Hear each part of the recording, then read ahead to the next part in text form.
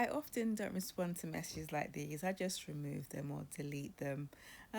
Not because they don't matter, because they definitely do matter. But as an attempt to protect, reduce harm, or contain, for myself and for those that encounter it. Some people are more vulnerable to it. There are people who this is their everyday and it's very overt. So it's just another layer of trauma. Then there's young people that are online and they see ridiculous messages like this, not factual at all. And there we go. But that need or that first reaction of removal is what I think a lot of people, especially those from racially minoritized communities, will recognize. It's often that unspoken role of absorbing, filtering, minimizing, or attempting to understand. You know, the expectation we should understand or make safe what others perceive as threatening. But I think in this moment, it's more useful to do something different, to pause and to talk about it.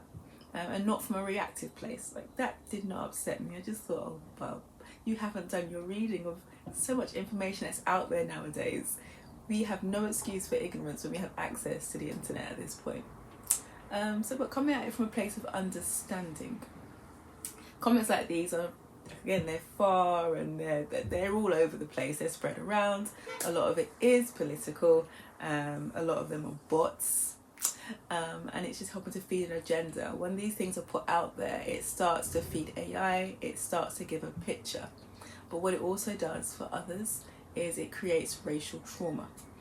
Racial trauma refers to the cumulative, there you go, psychological, emotional and physiological impact of experiencing racism, whether it's through direct incidents, repeated microaggressions, you know, about your hair, your intelligence, your clothes, your understanding, systemic inequality, and harm that's directed at others who share your identity. So when watching videos online or social media posts or news, it impacts us. And it's not only about the extreme or overt acts, it's about the everyday, subtle, often repeated experiences that signal threat, exclusion, othering, or being devalued. And over time, these experiences don't just stay with us cognitively, they become encoded and carried within our body and our nervous system. The nervous system that experiences uncertainty or repeated threat or perceived loss of safety begins to naturally adapt. I mean, you don't have to be a psychologist or a neuroscientist to understand that if you keep having a ball coming at you, at some point you're going to be waiting and like almost preparing for the ball to come. That becomes a threat. And our brain starts to scan for it, it anticipates it, and it prepares for what might happen next. And this is where we begin to understand racism, not only as an ideology or an off thing or a minimized behavior, but as something that becomes neuroceptively in our brain, our belief systems, what we expect, and it becomes encoded and embedded within it. The nervous system learns beneath conscious awareness. So although you may think, oh, it's just nothing, beneath that, it does affect your understanding, perception of safety.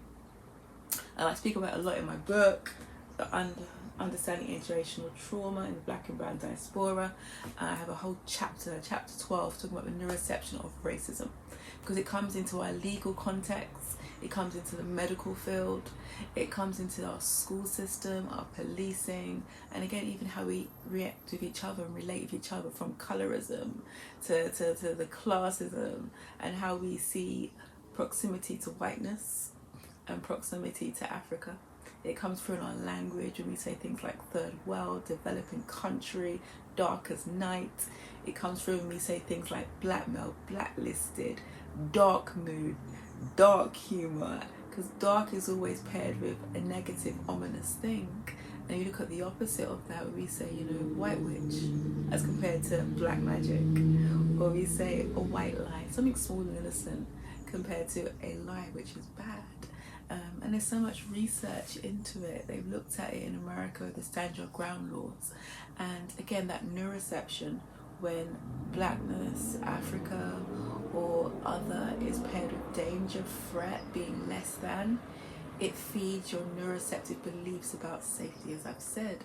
So when we've had cases where a white person has shot and killed a black person, legally there is research on it. I've quoted it a lot in my book. Do feel free to look at it.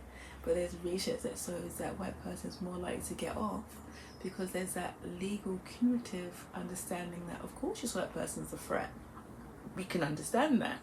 And in reality, no. It feeds into it. And what happens on the other side is that those of black and brown skin have to learn to self-police. We're aware of our faces being scanned for any facial expression that others will perceive as threat, danger. You see it with black women. I speak about the strong black woman archetype and the strong black man archetype.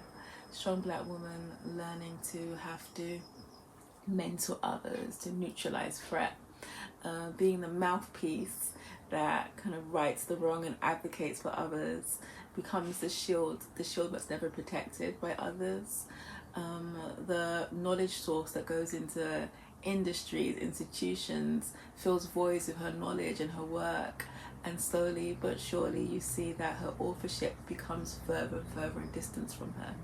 When she's ill or unwell, there is less empathy, less reasonable adjustment. She's quickly hurried back to work and maybe even resented from it. Then you have the strong black man who is perseverance, provision, stoic.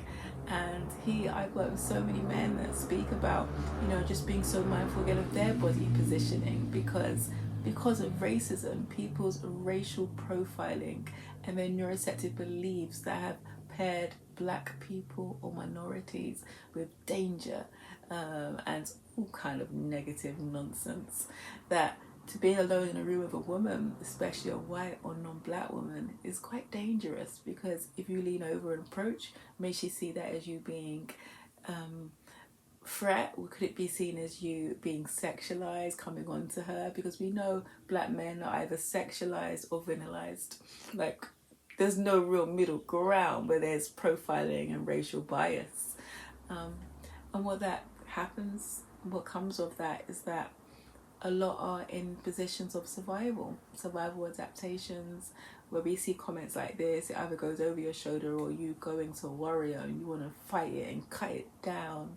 And that becomes generational patterning, what we call intergenerational trauma. You have that out in the world, you have it at work, you have it on the bus, you have it on the train, you're driving your car, you might get stopped, you get profiled, you get questioned, your qualifications are questioned with an assumption, your hairstyles, the clothes you wear, all these things fit into what we would call the racial trauma. And then when you speak of it, there then becomes secondary victimization, where you speak of these things, you're either not believed, you're labeled overreacting, or someone minimizes it and tries to excuse it away. Sure, they meant it that way, and that then feeds another secondary trauma. And what happens there is that the misconceptions of people trying to survive gets put on and labeled. So somebody who's learning then to emotionally kind of police and restrain may be seen as disconnected. When anxiety is showing where maybe someone's quiet, they may be seen as being stuck up or off, or something's not quite right, or they're emotionally cut off, but actually they're trying to protect themselves. And then what often happens is they then go back home into that family system and they are tired, they are burnt out.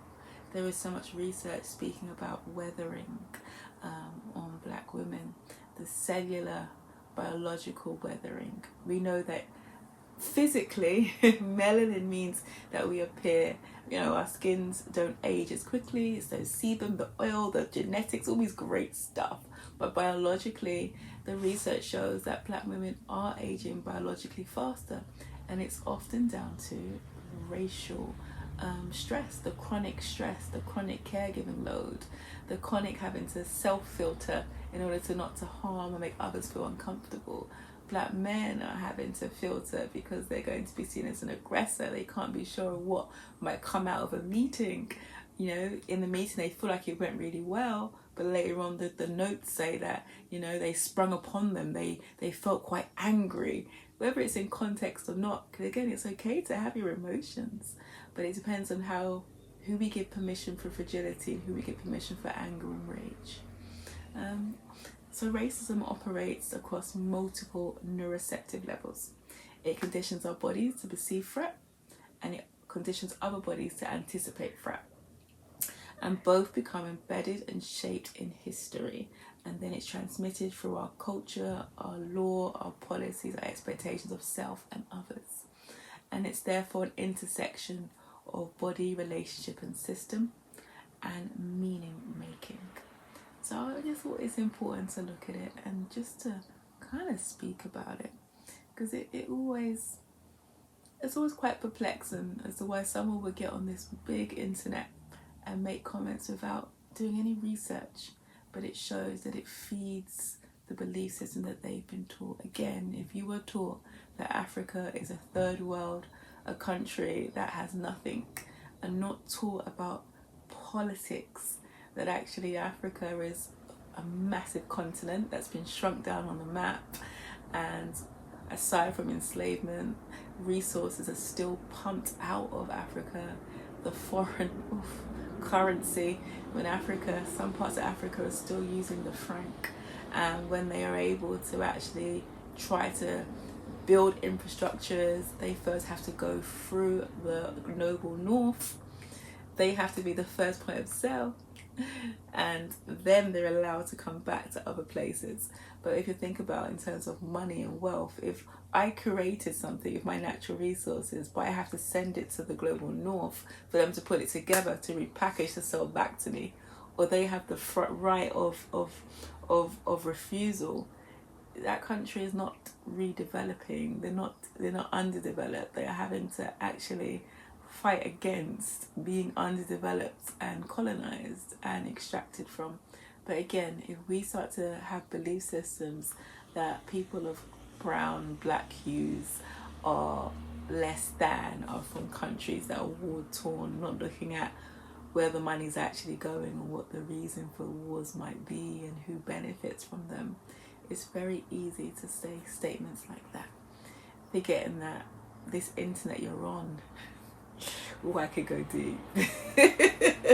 I have grown up knowing about history, so when people say things, you get road rage and people are being nasty, not realising that the gear shift in that car, Richard Sparks, they're looking at the traffic light, not realising, Garrett Morgan. There's just so much things we could say, so much things, the press, the shoes that they're wearing, the refrigeration system, so much things that we could pull out. Please, when you see things like this, I'm going to ask you to let your allies, let those who are allies fight those battles, and you preserve your own mental and emotional health by not arguing with people online. Use it as some information, as data of, okay, there's still some ignorance out there, as I already know. How do I educate those that I want to reach to? Those that are not